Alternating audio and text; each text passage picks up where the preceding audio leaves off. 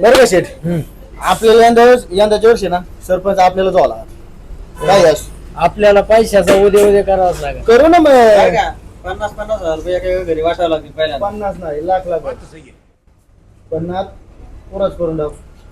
खरंय जे गावांना गेलं ना ते तुम्ही करू शकता.